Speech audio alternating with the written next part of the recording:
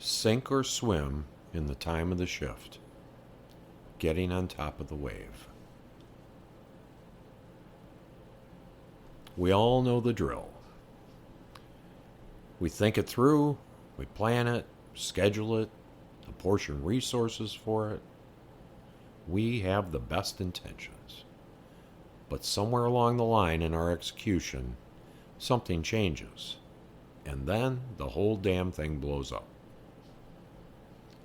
Well, that would be in the extreme. Often it simply becomes irritating, annoying, or just plain inconvenient. And somewhere along the line, we may find ourselves in a completely different space, and we have lost sight of what it was we wanted or were trying to accomplish. It's about that time that we might declare it a dumpster fire.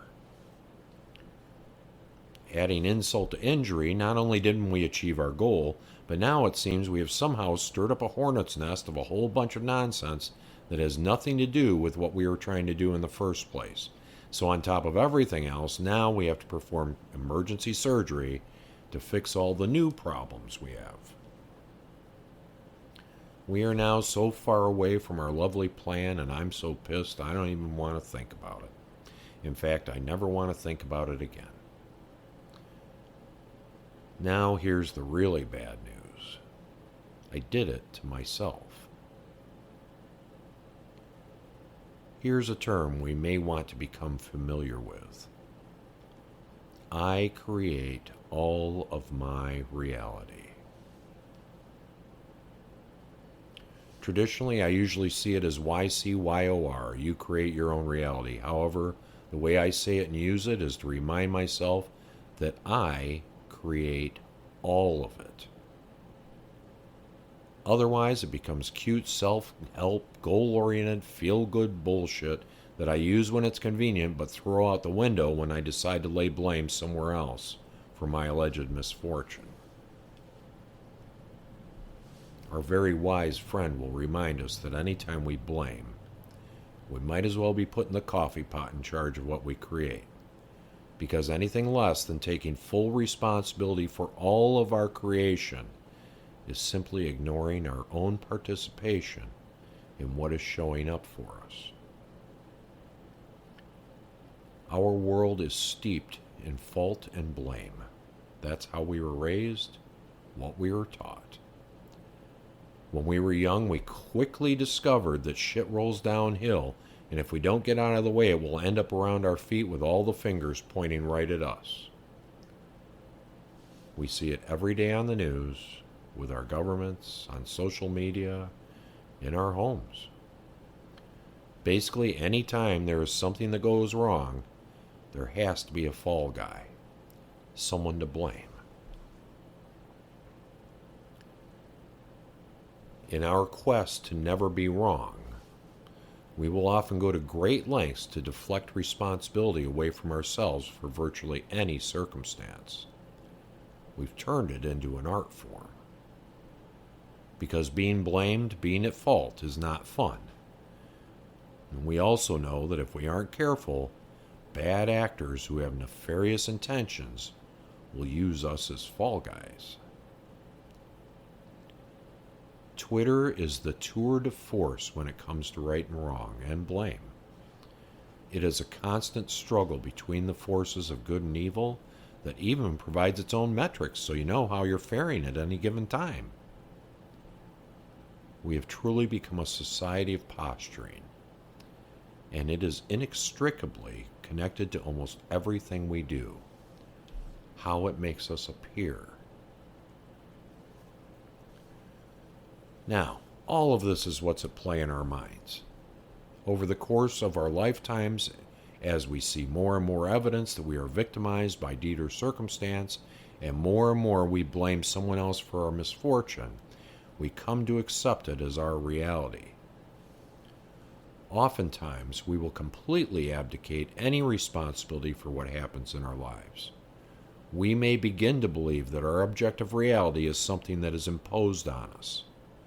We are helpless and at the whim of fate and the gods. Good luck and bad luck. Chaos and probability. Now, here's some good news that is exactly the same news as the bad news. We create all of our reality.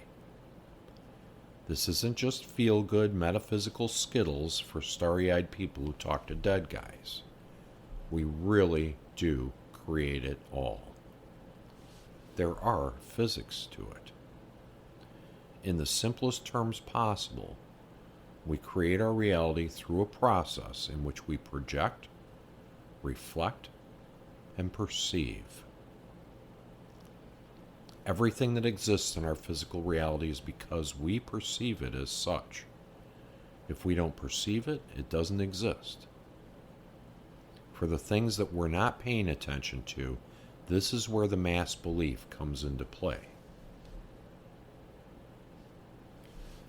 Everything and everyone is interconnected. The mass belief is the preponderance of agreement that something is as it is. Another shortcut that humanity has created so that we could have some rules to go by, some basic tenets that we can basically agree on so that we can just accept an overall generalized common reality without too much consternation. Personally, I like the term root assumptions. There are some root assumptions that are pretty hard to shake, and we likely would not want them to change. Gravity, the speed of light are a couple of quick examples of root assumptions that are pretty basic to this reality. But once we get past those root assumptions, there is a lot more play than maybe we are willing to admit in the permanence and physics of our reality. It will probably come as a surprise that there is no official reality. There is no one true truth. There is the mass belief, but it isn't official. This is why people who are present for the same event can have vastly different perceptions about what they actually witnessed. It isn't a trick of the mind. We each create our own version of everything. Sometimes they match, and sometimes they are wildly different. One is not necessarily right and the other wrong. One isn't accurate and the other fanciful.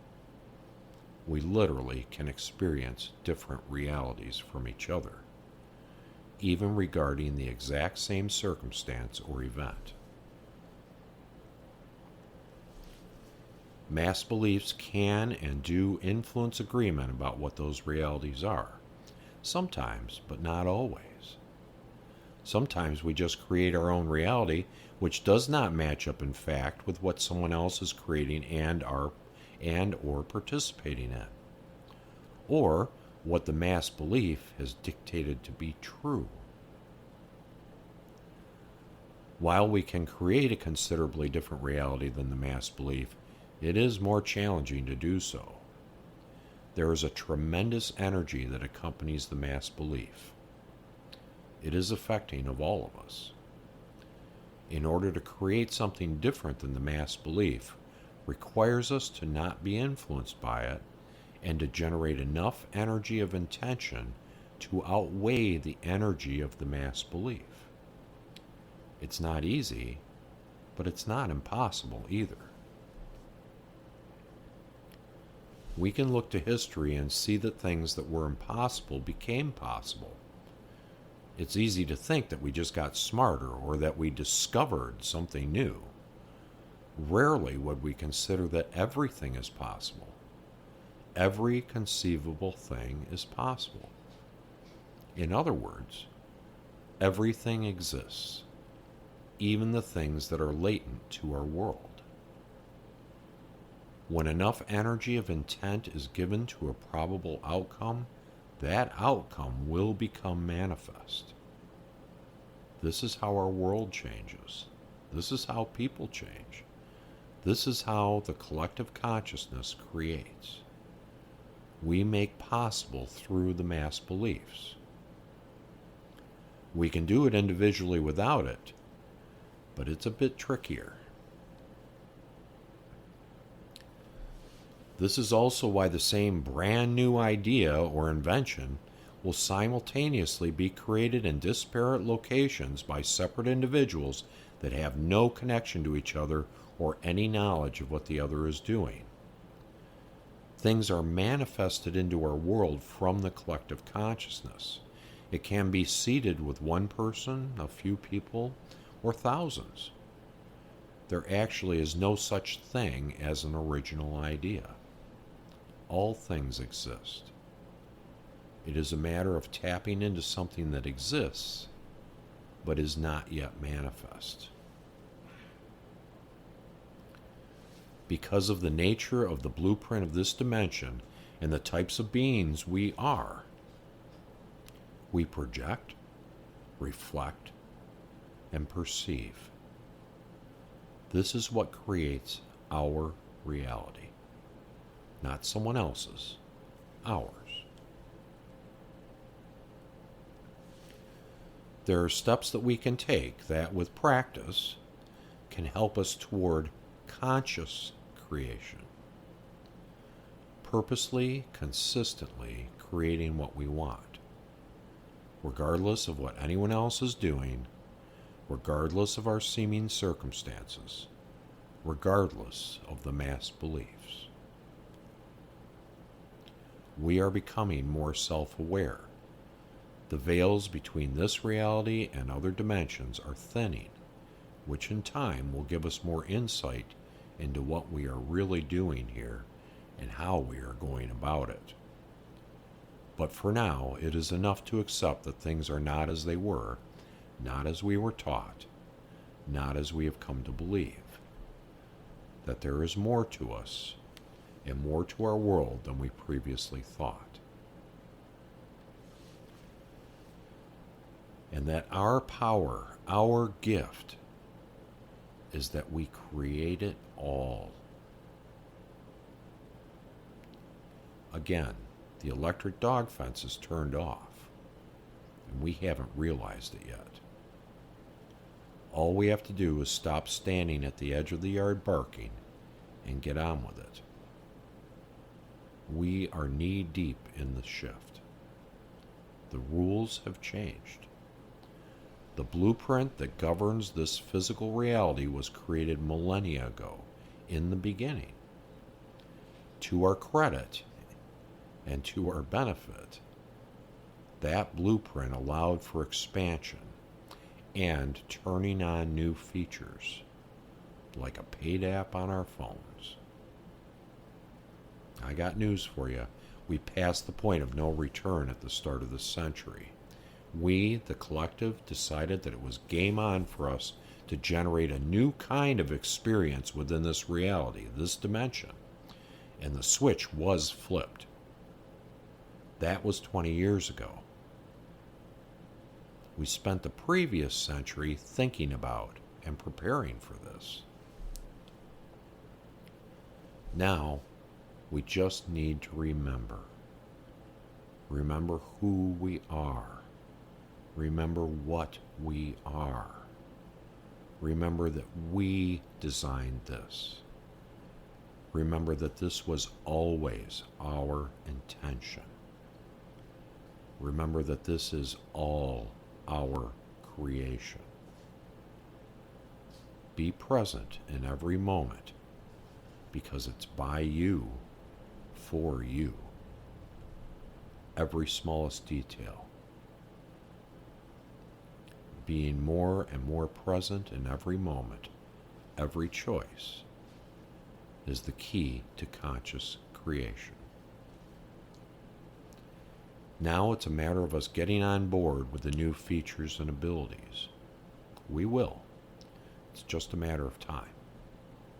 In the meantime, we can continue blaming victimhood, or we can get up on top of the wave.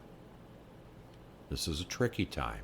Not everyone will embrace the changes. Many people will run out the clock rather than face changes that seem impossible to them. But there is good reason to begin moving in the direction of exploring ourselves, what we truly are, and what the true nature of our reality is. Next, we will begin to examine how it is that humanity came to this point of the shift, where we came from, what we're doing, and why. See you soon.